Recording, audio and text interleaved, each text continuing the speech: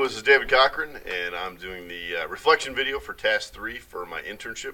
I have Brian with me here. He was labeled as colleague number 2 in my narrative about this. He's a science teacher. And a little background before we start talking.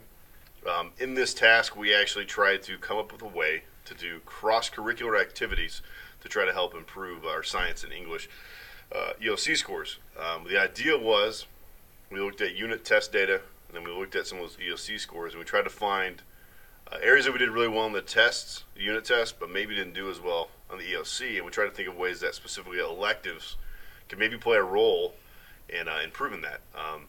We didn't just take anything they did bad at.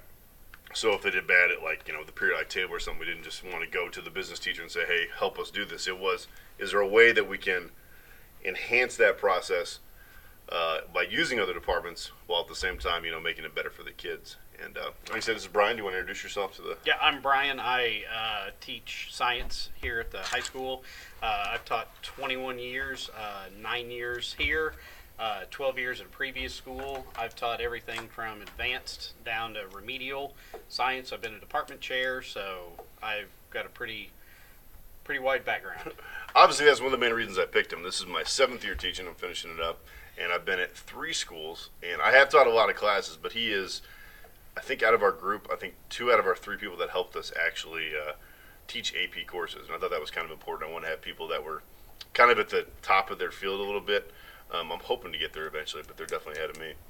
How do you think we did as a group in terms of dealing with the cross-curricular? For a little bit of background here at Jackson, we don't traditionally meet as teams outside of our department. We are a PLC school, and we always collaborate within our department. It's pretty rare that people outside of it ever. Yeah, we usually, typically we just meet as a science group. We don't meet, across different curriculums. So once weekly we have collaboration meetings where we meet as a science department or math department or social studies department. And typically we just kind of stay confined within our group. And I kind of, through doing this, this semester, kind of learned a lot of different things from people in other departments, different perspectives on how you can look at things and how you can approach things, and kind of gave me a broader range of ideas that I could kind of feed from and take from. One of the challenges for me, I teach business, is that we don't have ELC courses. We have NOCTI tests, but that's more of if you've taken so many business courses, you take what we try to make you a completer. But I never have to do those into course things. So whenever I get these assignments, for one, it's always hard for me because I don't have a lot of background. And whenever I go to look up data, everyone looks at me like I'm crazy, like, you don't know what this stuff is. I'm like, well, my subject area, we don't deal with it a whole lot. And wanting to be an administrator at some point, I want to get better at this stuff. And that's another reason why I ask guys like Ryan to be on it, because they have, their whole judge whether they do good or not is based on that. Do you feel like we should do this more? Like, not, maybe us, but like as a school, or is that just not feasible?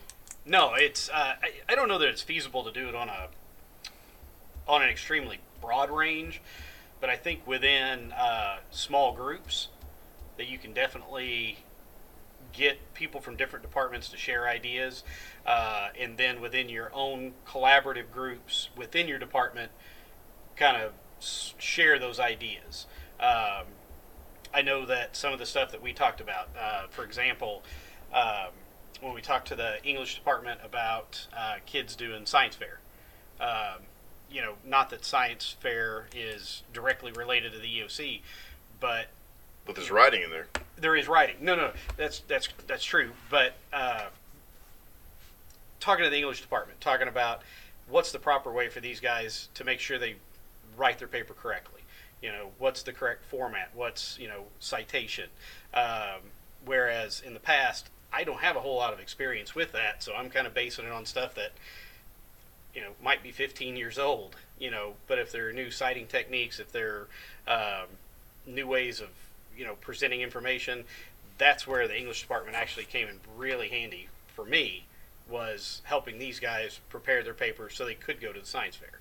So even more so than just EOC, we kind of, within our group, kind of broadened it to other areas. I know my first year here, I actually assigned a law paper, and I went to colleague number 1, I think is what he's labeled in our group. He's the English teacher.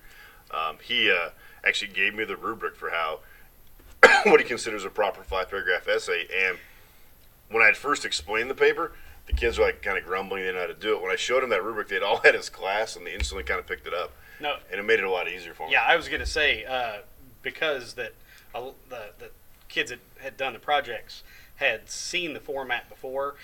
It was almost like they were teaching me because they had seen Yep. it. So it wasn't like we were on two different pages. I was the oddball in the group. I'm the one that actually learned about it because he had prepared them so well. They kind of already knew what they were doing. Why do you think we're so resistant to this kind of stuff? Because that was what I was worried about, and I wrote about that I think teachers are the hardest group, believe it or not, to teach. You know what I mean? Oh, yeah. Because we always feel like we're kings of our little kingdoms, but why do you think we're so resistant? Is it, you think it's more of like a pride thing? We don't want to get advice from other departments, or? I think it's more just. I don't know that it's pride. I think it's a little bit of just when it like comes to my subject area. I feel like I should be the expert at it. I agree. Nobody else can tell me what I can do better than me. But like I said, I've actually learned from the English guy in our group and the math gal in our group that there's a whole lot that they can show me that I can implement in my class. My thing I was shocked about is how much better, this is embarrassing to say, but how much better some of the people in our group are at explaining things that I have trouble with. And there's some things that I'm good at, like the technology side of things is pretty easy for me, but just explaining how to write a paper or how to do math, like in your case, some of the math you do with chemistry, things like that, that would take me forever to teach. Yeah. And learning the tactics they use. Well, I was about to say, the math person I've actually started to collaborate more just kind of on the side because there is so much math in what I teach. Oh, yeah. That, and I teach AP chemistry, by the way. There is so much math that when I present ideas and different ways to solve problems,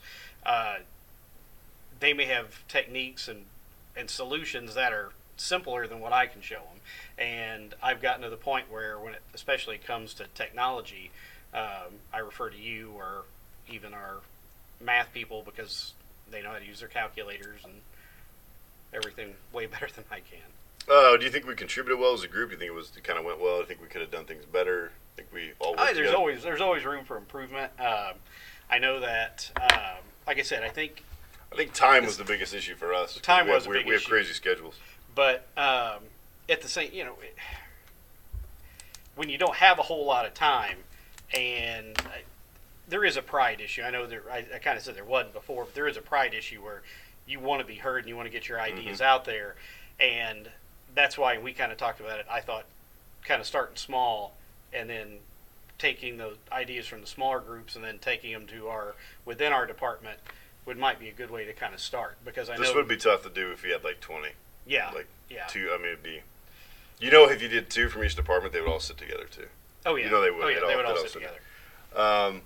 Do you think we can go much further with cross-curricular? I mean, I'm a big fan of this. I know that Nick was the English guy. Do you think this is kind of a limitation of it with how much, we have so much time out of the year that we have to focus on these EOCs and meeting these standards. Is that something they don't think that, like if you had an administrator who want to push this, would you view it as like a waste of time or extra work? No, I think up front, yes, it would have the perception of being extra work, but it's one of those things where it's kind of like setting up kind of analogy, setting up an online classroom.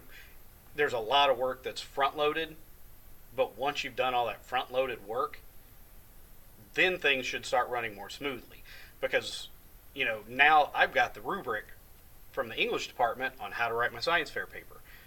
I don't have to figure that out again.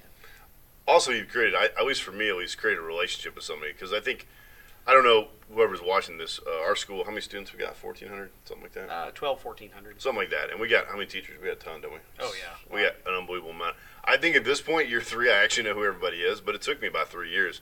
And I think it's important. This type of stuff, at least for me, it allowed me to. The math lead, I never would have got to know her. I'm just being honest with you. I mean, I never would have, because they always do such different stuff. I knew Nick and I knew you, but I think getting to know people from your departments, other departments, is so important because, at least for me, if you can teach me a chemistry lesson as a business guy, you've accomplished your goal. Because I know nothing about chemistry. So if you can actually accomplish that, and also, for me at least, getting better at lecturing, getting better at like looking at stuff, because in my department, I'm sure it's the same in yours, where we end up kind of going around in circles. We all do the same thing. We teach kind of the same stuff, and we try to make everything so common that sometimes getting that outside view, it can be hard for the pride, but I think it can really help. Now, I will say this, and as a veteran teacher, I'm the guy that gets stuck in a rut. I mean, that sounds awful, but when We've we kind of do, gotten good at this at this point. well, when we meet as a department, I'm the guy that's stuck in the rut. I'm the guy that teaches chemistry. This is what I do, and this is how I do it.